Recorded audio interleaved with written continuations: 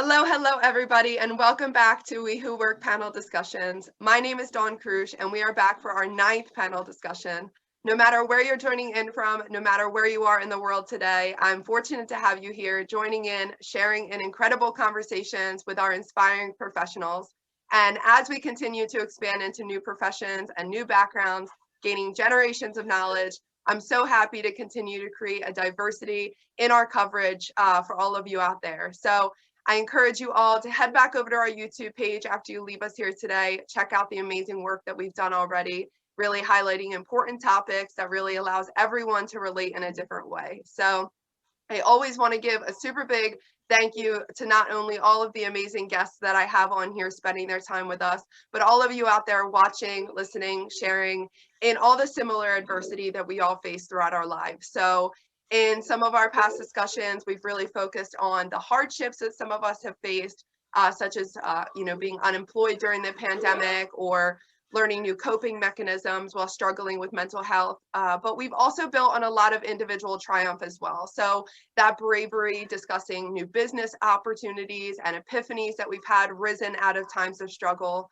So I not only appreciate my guests being vulnerable about their experiences and their stories in which they would like to share, but I feel honored to create a platform with you all to allow individuals of all walks of life to be open and expressive in their journey. So while we continue to spread the word about our platform, I am proud to create a platform that's not only meant to highlight working professionals, but it's also meant to shine light on we who are working to continue to become the best selves we are every day. So we are facing a lot of social pressures at a really all-time high and a lot of different social injustices that we all feel affected by in a very different way. So I think it's really important for us all to continue to reach out and seek out sources and resources that allow you to become stronger, more well-rounded, and enlightened on the things that make you truly feel fulfilled. So with our panel here today, I'm not only fortunate enough to highlight someone who has been choosing to spread positivity and awareness on so many important topics across all walks of life,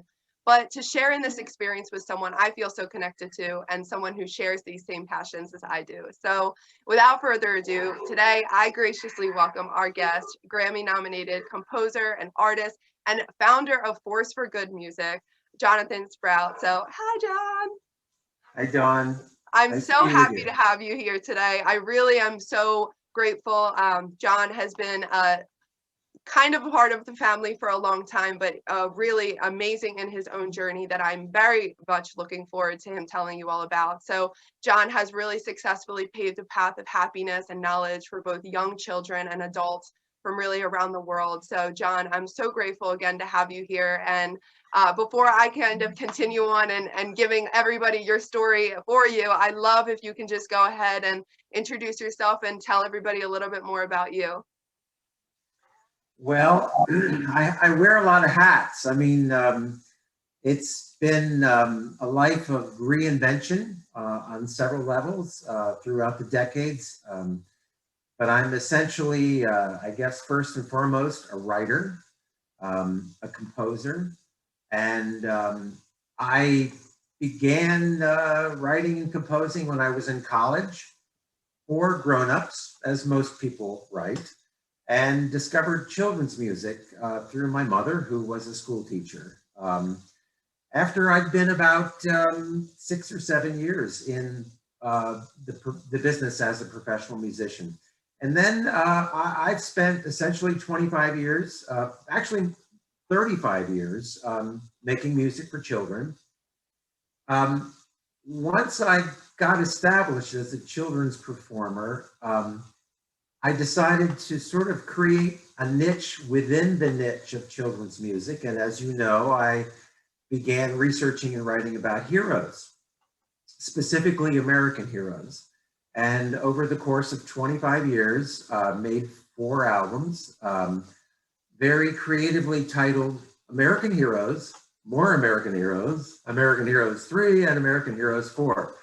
And essentially they cover 40 people I researched very thoroughly, got under their skin, learned what made them tick, and then wrote songs about them, recorded the songs, and went out and performed thousands of shows singing about and teaching about and talking about heroes. So I did that for 25 years, and then I got old. And, carrying equipment, and Dawn may not confess all this to you, but we know each other through her father, who is a drummer. And her father, Gary Krusch, will tell you that carrying equipment can do a number on the body. And over time, that gets weary. So I started looking for other things to do other than ruin my back about 5 years ago when I was in my early 60s. And I hit on this idea to compose music of a whole different genre on a piano and make new age music. And then, oh, Dawn, it just goes on and on. I don't want to spend the whole time just talking about me, but let's just say I made this music, and then the political situation in America took a dive for the worse.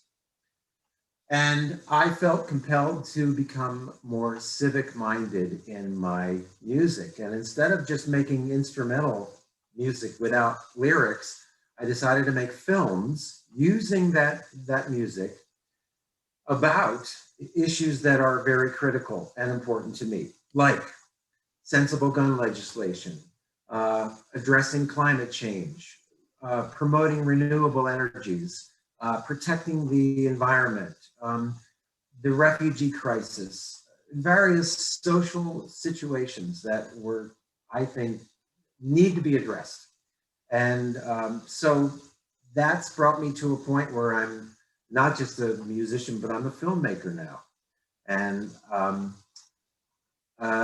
in a whole new world of filmmaking and film awards, and don't quite know what to make of it all, but finding myself with a platform now to talk about these important issues.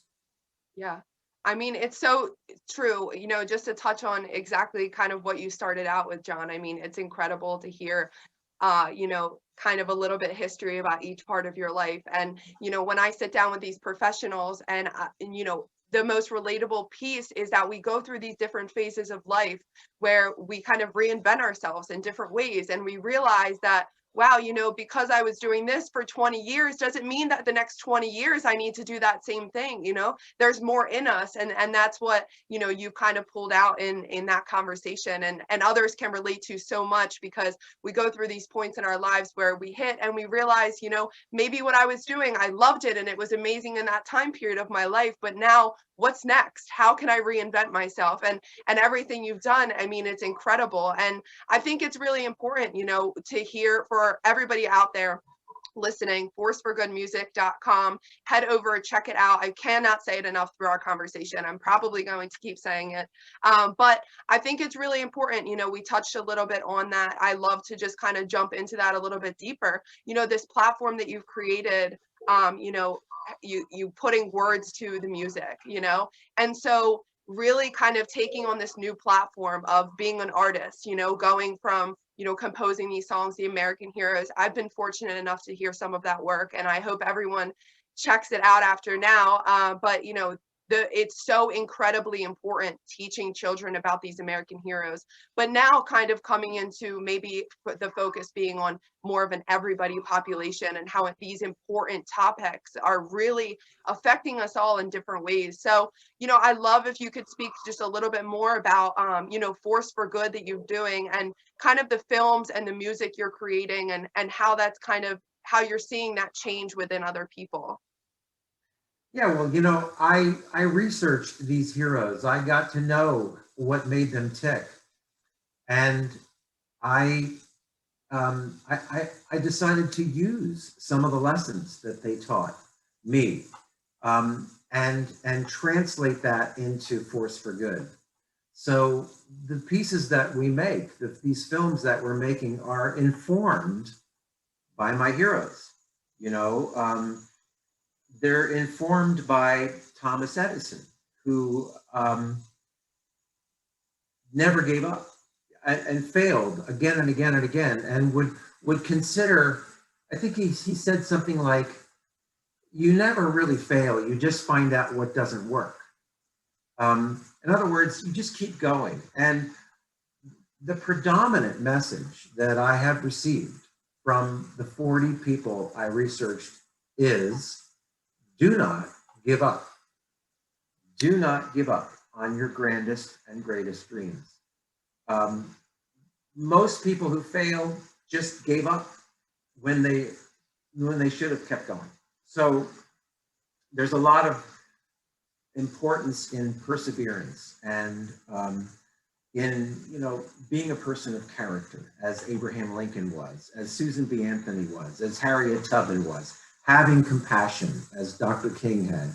So these are all qualities that sort of I've been able to take into the filmmaking. And Dawn, I don't know yet what the impact of the films is. Pre-COVID, when I was out there performing, giving children's concerts, and my main audience has always been schools. I just love teaching. My parents are teachers. Your dad is a teacher, in heart. And I, like him, grew up in a family of teachers. And I would go into schools and I'll perform, and right away that it's hitting, it's doing things. You see what's going on.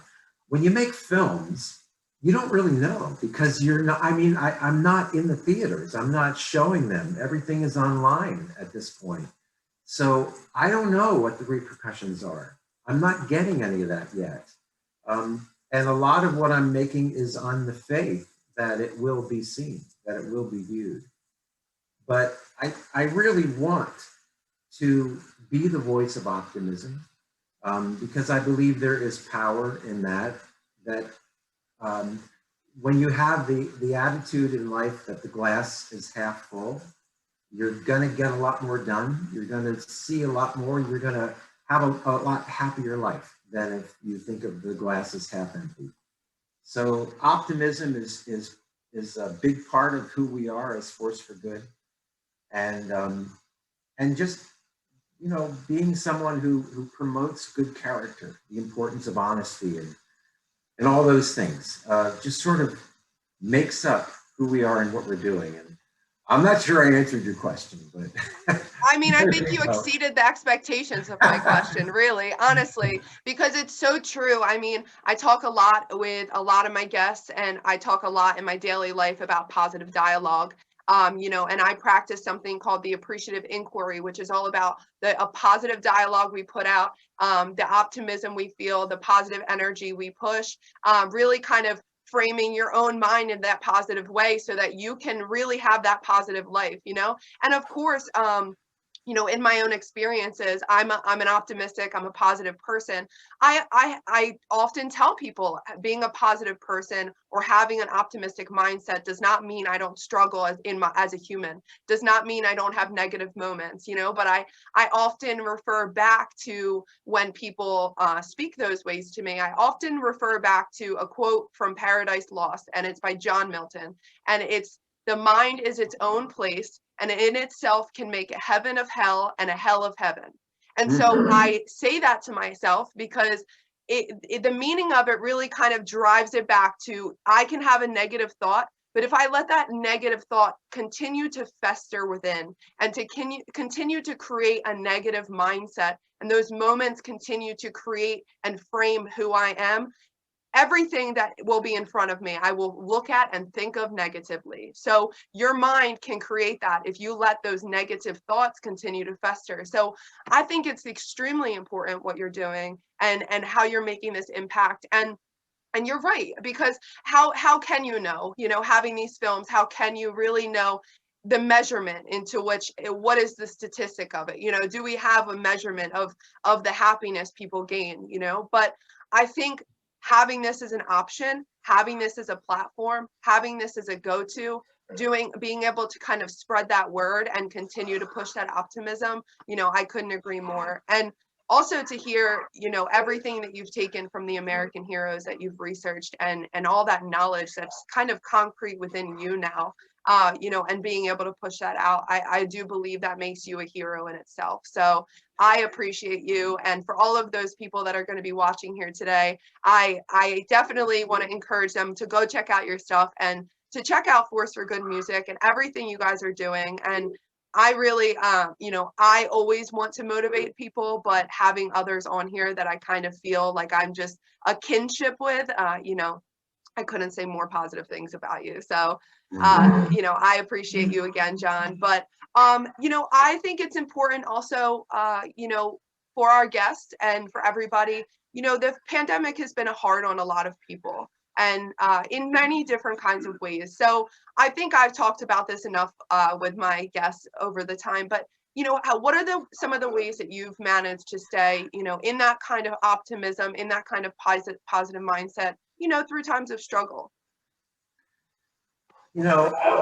I've been through some real crises in my life. And again, to be personal, to be vulnerable, some people go through crises by illness. They have bodily, they get sick, they break bones, they become paralyzed or whatever. My crises have been pretty much with relationships. And it's been relationships that's brought me the lessons in life. And I lost my parents within 5 weeks of each other in 2017. So this is all pre-pandemic. And so I was no stranger to grief, and I've been no stranger to heartbreak. And I have come to the point where I believe that the best way to approach crisis is to look for the gifts. Every time something goes wrong, look for the gifts, because my experience has taught me that there's always something that you learn from the crises you go through. So when the pandemic hit, I just sort of went into look for the gift mode. And there were so many gifts that came to me. And one of them was, wow, I can be alone to compose all I want now, which I was like a kid in a candy store. And I feel a little guilty saying this because, look, we both know there have been many people who have gone through horrible crises as a result of this. They've lost their jobs, they've gotten sick, they've died, they've lost loved ones to COVID. Hundreds of thousands of people here in America have died from this. And so many people have lost jobs, and so many entrepreneurs have been crushed, restaurant owners and all kinds of people who had spent years and years building their small businesses are crushed now as a result of this. So I don't mean to say I'm insensitive to all this, but personally speaking, the pandemic hit at a very interesting time in my life. When I had already done a lot of work, and I was close to wanting to retire from performing and to wanting to fully focus on composing. And then this thing hit, and it was like, well, is this it? I mean, I was gonna finish performing in schools last June, in June of 2020. My last concert was March 12th. Wow. Now, am I going to go back? Well, I just heard today, just before this interview, that the school I had booked to perform in this June said, nope, not this year. But would you do it next year, Jonathan? And I wrote back and I said, well, sure. So I probably will if I'm still alive. But that would be like a 2-year hiatus.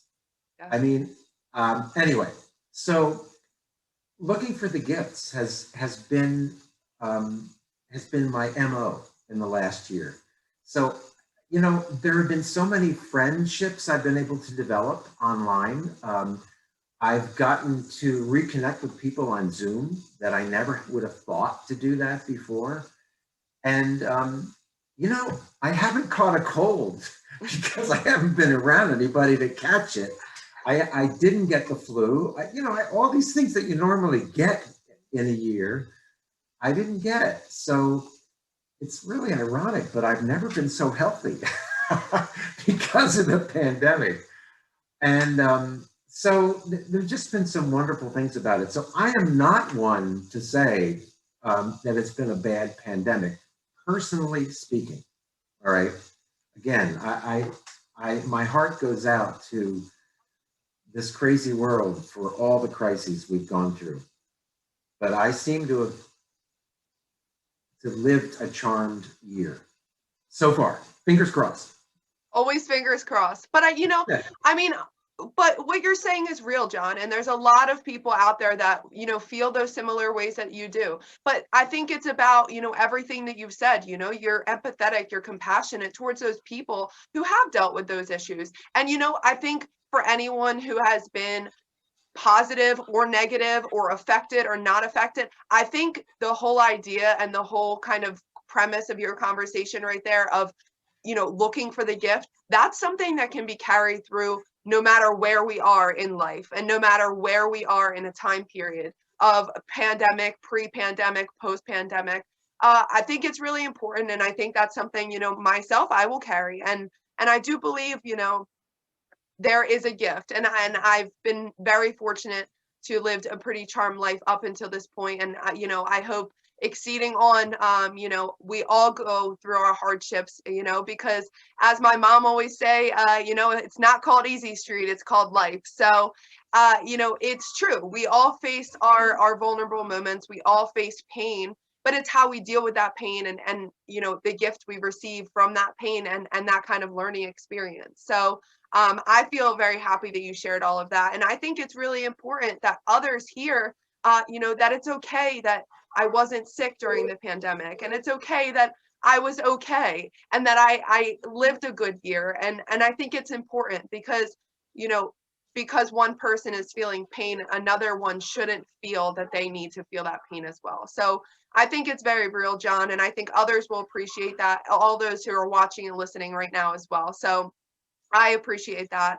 And so as we kind of move into our, kind of last topic I want to talk about with you, we've talked a little bit about Force for Good. I mean, we've talked kind of more than a little bit, and I'm gracious because I could probably listen to it all day. I often visit the site, which I encourage everybody else to do because of the beautiful imagery. I often just kind of read the quotes from the whole team. I really love it. I love that we're doing that this week. We're talking for all of those out there. Earth Day is this Thursday, April 22nd. So important. I want to always encourage everyone out there to do something amazing that helps our Earth.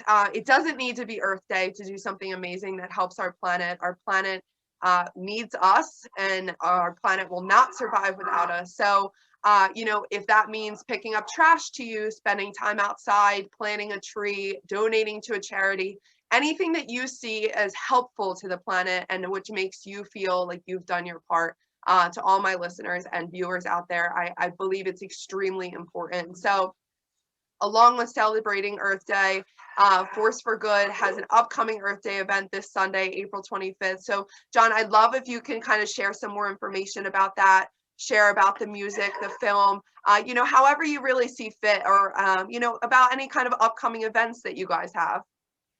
Yeah, we have an event. It's an online Zoom event at 7 p.m. Eastern Time, Sunday night, April 25th. And this will be our third online event. With each event, we premiere one of our films. We interview an expert or a couple of experts who are related to the subject matter of the film. And then we have a designated charity so that we can talk people into giving money. The events are free, but we encourage people to donate to the charities. And the charities are sort of always related to the film. So our first film was about organics. And we featured Snipes Farm in Morrisville, Pennsylvania, in Bucks County. And our designated charity was the homeless shelter in Levittown, Pennsylvania, in Bucks County. And then we went on to another event that was featuring a couple of organizations that deal with homelessness. And in our first two events, we have raised over $10,000, 100% of which has gone straight to the charities. We don't touch the money. Nobody takes a percentage. It goes straight to the charities. And so we have a wonderful, this is our metric, Dawn. This is how we know we're successful. Not, are we making royalties? Are we getting paid? Are we winning awards? It's how much money are we drumming up for our charities? That is my number one metric. And we're really hoping for a lot of money to go to charity this coming Sunday. And this is what the event will be. It'll be about renewable energy. We have a film called Solar. It's won 2 film awards, 2 international film awards. We're going to show that. We're going to interview Dara and Mark Bortman from Exact Solar. It's a company in Yardley, Pennsylvania, Bucks County, Pennsylvania, that has installed the panels on my roof, and they are one of the county's leading installers. They're always winning awards, and their son, Ari, has traveled to Western Africa, to the Gambia, to help build solar panels for Power Up Gambia. That's our designated charity. They build panels for hospitals. They provide electricity in situations where there would not otherwise be electricity. So we're going to have Ari on the show. We're going to have a representative from Power Up Gambia. We're going to have Dara and Mark, and we're going to talk about the importance of renewable energy and in particular solar energy. So it's climate change related, it's Earth Day related, and it's for a great cause. And then we're going to finish the hour by premiering our film called Natural, which sings the praises of the natural world and the importance of getting outside and protecting and enjoying the great outdoors. Yeah, I couldn't agree more. And how amazing that it all comes. We're talking about that as well. It's a National Park Week, which I absolutely love. Love the national parks. I think it's extremely important. I resonate with what you guys are doing. I really do. I cannot support it enough. I cannot encourage all of you out there listening and watching to go and support it yourself. Even if you're not able to get in touch with the Zoom this Sunday, April 25th, 7 p.m. Eastern time, find a new way to kind of give your time, donate, take a look at the charities. Really, I think it's extremely important, John, and it's absolutely necessary what you guys are doing. And it's absolutely, I think, innovative, and I think it's extremely important.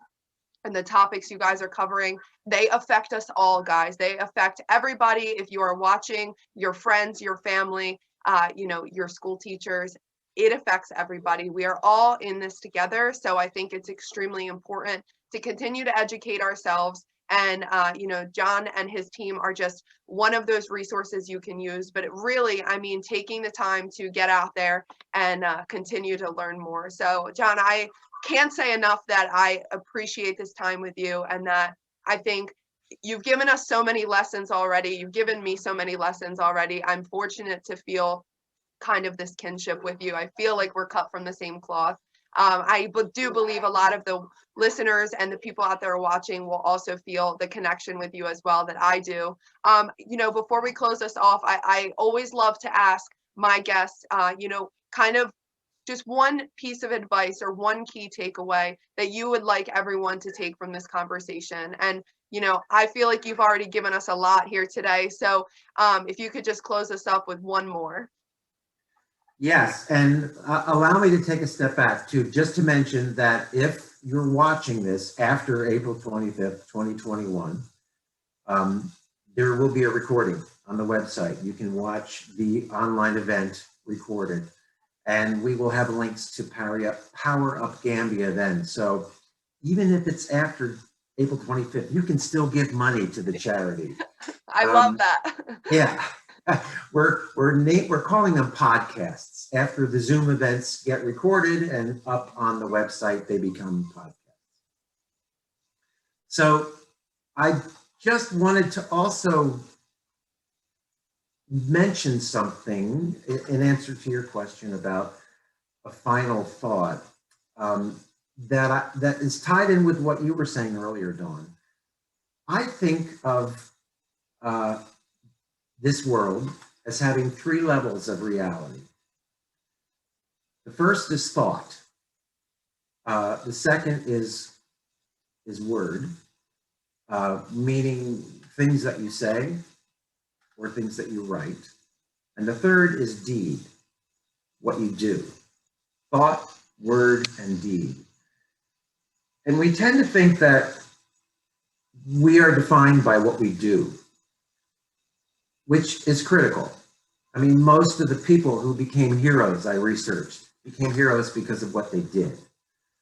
But some people, like Thomas Jefferson, became a hero because of what he wrote, because of his words, because of that amazing document, the Declaration of Independence. And so these other levels of reality are critical. And the more I realize how people get what they want in the world, the more I realize is the importance of our thoughts. Because our thoughts turn into our words and the things we say and the things we write, which convert into the things we do. So it's so important to get a grip on our thoughts and on our attitudes about things. And that's where, again, we come back to positivity. So, I mean, I'll leave it at that, but I hope I will get to know a lot of you. I hope we'll continue our conversations, Dawn. Yeah. I couldn't even leave it at a better point, John, if I tried. I mean, I really do believe. I mean, I feel this is just the beginning, of our cultivation of the amazing things that we can accomplish together and amazing things that we can do to kind of change this planet and continue the amazing thoughts and the actions and the words. And I do, I think that I feel so fortunate because I feel as though these are moments that will resonate through me. And these are moments that will resonate through the people that are watching and the people that are listening. And I feel so grateful that I'm able to share these moments and with somebody who has such great perspective and, who has lived, 1,000 lives within this life. And, I do truly believe we all kind of live 1,000 lives within our life. And it's so extremely important to have that diverse perspective and really hear from others who have lived through these different experiences and have, kind of gained the amount of knowledge that you've had. So again, John, although I have to close us up here today, I would love to have you back and talk about all the amazing things that Force for Good Music is doing, the films you guys are doing. To all of our listeners and the people out there watching, if you could just kind of hit rewind the whole entire thing and just go ahead and re-listen to everything. All of this is extremely important information that John just gave us. So I want to encourage everybody to go check out the sites, forceforgoodmusic.com. You can also check out and hear more about the amazing things that John has done, all the amazing checkpoints he had at johnsprout.com. I will also leave the links in the description piece on the YouTube page. So head back over to our homepage. All of the amazing artwork that we have on our YouTube page, you can go ahead and click to subscribe. You can check out other panels, something that you connect with. And, remember just to, be healthy for yourself, be wealthy in all your health. I encourage you all to go out there and make a difference every day in the world and kind of remember that every day is Earth Day and you're living here and it's so important. So John, again, thank you. I appreciate you. I appreciate all that you've done and all that you continue to do. All right, everybody, we're going to end it here today, but continue to watch, continue to share, and remember to stay wealthy in all of your health.